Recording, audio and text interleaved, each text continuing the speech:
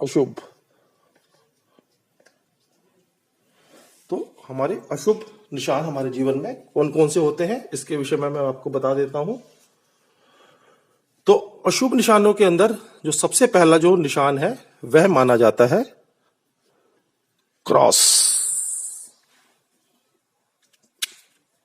हस्तरेखा विज्ञान के अंदर क्रॉस को हमेशा ही एक बुरा निशान माना जाता है।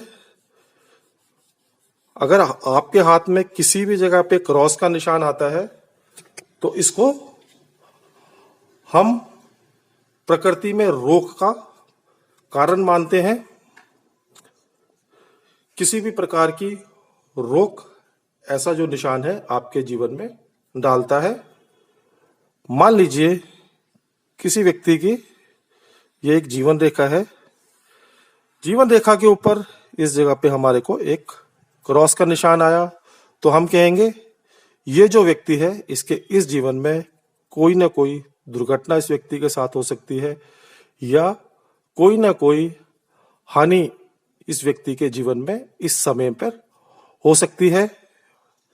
धन रेखा के ऊपर अगर ये क्रॉस का निशान है तो हम कहेंगे इस स्थान जगह पर इस व्यक्ति को धन में हानि होगी। धन का व्यय रोगों पे लग सकता है, इसका धन किसी गलत कार्य में लग सकता है, कोई धन चोरी हो सकता है। तो इस प्रकार हम ये मानेंगे कि इस जो क्रॉस का निशान है इसको हम बिल्कुल भी शुभ नहीं मानेंगे। इसके पश्चात जो दूसरा हमारा अशुभ निशान आता है वह आता है चंद्र का निशान, गोल जीरो, पूर्ण चंद्र का निशान है ये। तो ये जीरो का निशान है इसको भी हम शुभ नहीं मानते हैं। जिस स्थान पे भी होगा इसको हम अशुभ मानेंगे। मान लीजिए शनि पर्वत पे हुआ तो हम इसको कह देंगे कि शनि इस व्यक्ति को धन के संबंधित समस्याएं रहेंगी, जीवन में दुर्घटनाएं इसके जीवन में होती रहेंगी, कष्ट क्लेश ऐसे व्यक्ति के जीवन में सदैव बने रहेंगे। इस जगह पे आ गया मान सम्मान प्रतिष्ठा की हमेशा हानि होगी। इस जगह पे आ गया व्यापार की हानि होगी। इस जगह पे आ गया तो पत्नी को संबंधित ससुराल से संबंधित परेशानियां इस व्यक्ति के जीवन में रहेंगी। धन से संबंधित, कीर्ति से संबंधित, यश से संबंधित।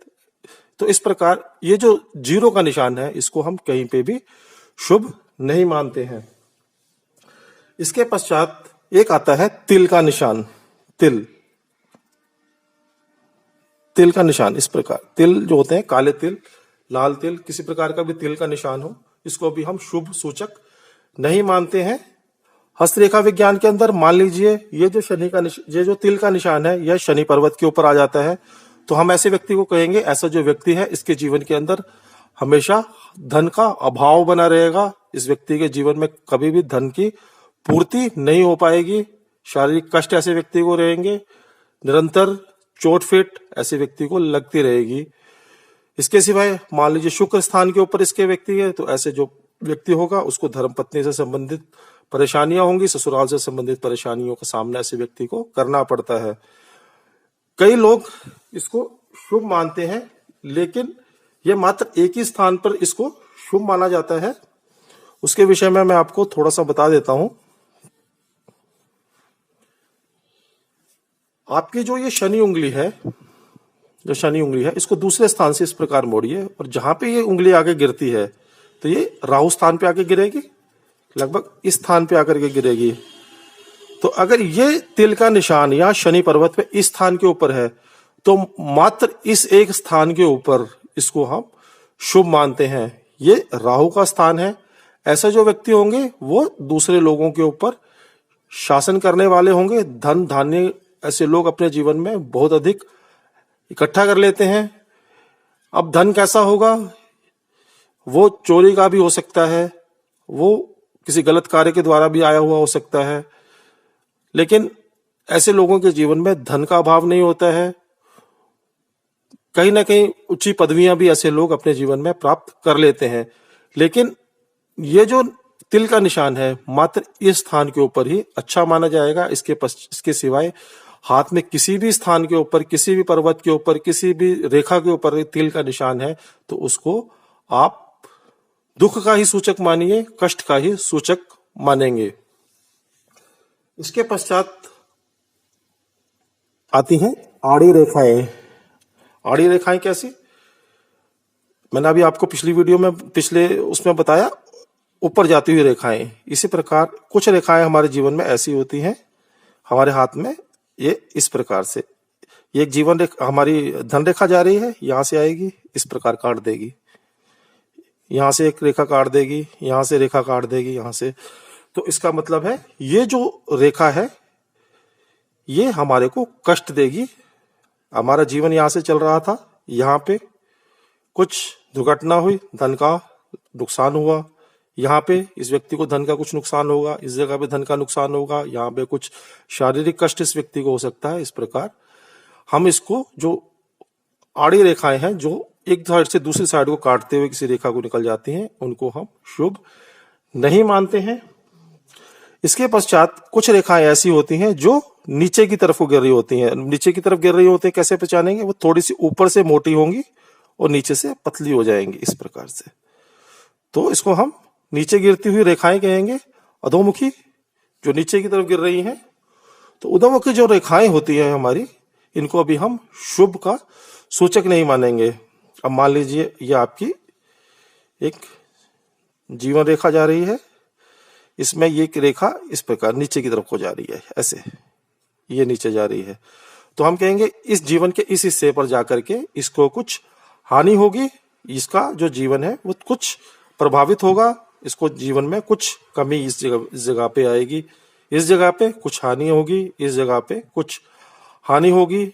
मान लीजिए ये आपका सूर्य पर्वत है, सूर्य पर्वत के ऊपर इस प्रकार एक बड़ी सुंदर एक रेखा है, लेकिन बस मात्र एक रेखा यहां से ऊपर से नीचे की तरफ ऐसे आ गई, तो हम कहेंगे इस आयु के अंदर जाकर के इस व्यक्ति की कीर्ति के अंदर किसी प्रकार की कमी आ सकती है, तो हम इसको भी शुभ नहीं मानेंगे।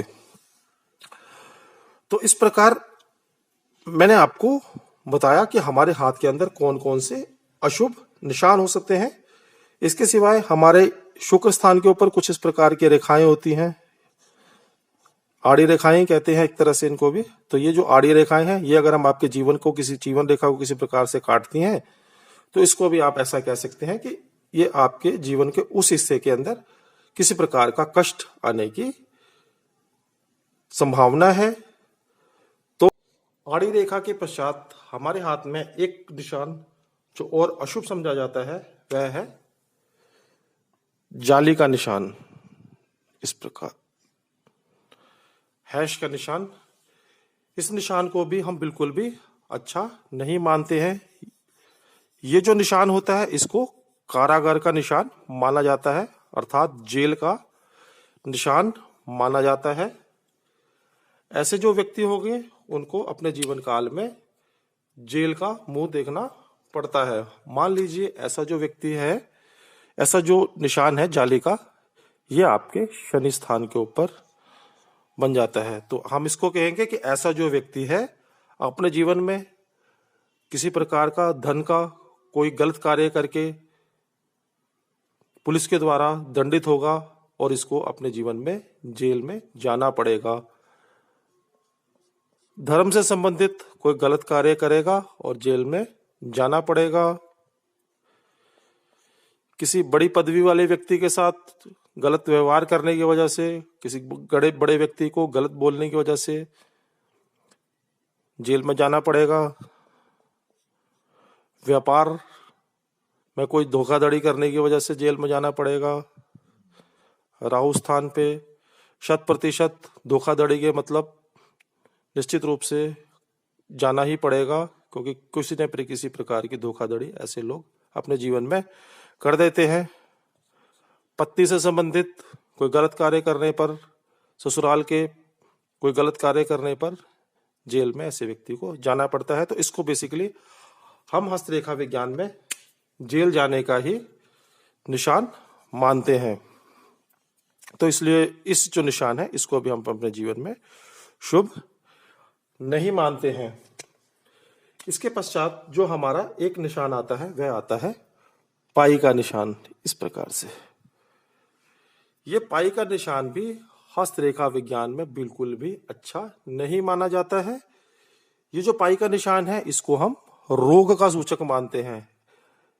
ऐसा जो व्यक्ति होगा उसको अपने जीवन में रोगों का सामना करना पड़ता है। मान लीजिए धन रेखा है, यहाँ पे इसके ऊपर एक ये पाई का निशान आ गया, तो हम कहेंगे ऐसा जो व्यक्ति है इस आयु के अंदर इस व्यक्ति को कोई भयंकर रोग होगा और धन का अपव्यय होगा। जीवन काल में इस स्थान के ऊपर किसी प्रकार का एक्सीडेंट, किसी प्रकार की चोट ऐसे व्यक्ति को लगेगी और इसको धन का व्यय होगा, जीवन का भी व्यय इस स्थान पर इसका हो सकता है।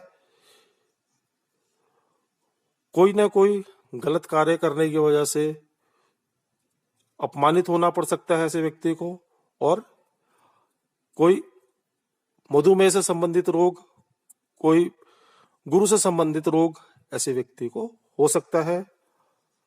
हड्डियों से संबंधित रोग ऐसे व्यक्ति को होंगे, आंखों से संबंधित रोग ऐसे व्यक्ति को होंगे, नसों से संबंधित रोग, शारीरिक कष्टों के रोग, मानसिक रोग, और अगर ये शुक्र स्थान के ऊपर है तो गुप्त रोग ऐसे व्यक्ति को अपने जीवन में हो सकते हैं। तो इस प्रकार दोस्तों मैंने आपको हाथों में पाए जाने वाले शुभ और अशुभ निशानों के विषय में बताया। मुझे लगता है आपको मेरे द्वारा दी गई जानकारी पसंद आई होगी और इसने आवश्यक रूप से आपके ज्ञान में वृद्धि करी होगी। आगे आने वाली वीडियोस में मैं एक एक रेखा के ऊपर, एक एक पर्वत के ऊपर कौन कौन से निशान पाए जाते हैं और उनका हमारे जीवन के ऊपर क्या क्या प्रभाव रहता है उसके विषय में आपको खुलकर बताऊंगा। इस वीडियो में मैंने मात्र आपको एक सारांश दिया है कि आप किस प्रकार से देख सकते हैं कि आपके हाथ के अंदर कौन कौन से शुभ और अशुभ निशान होते हैं।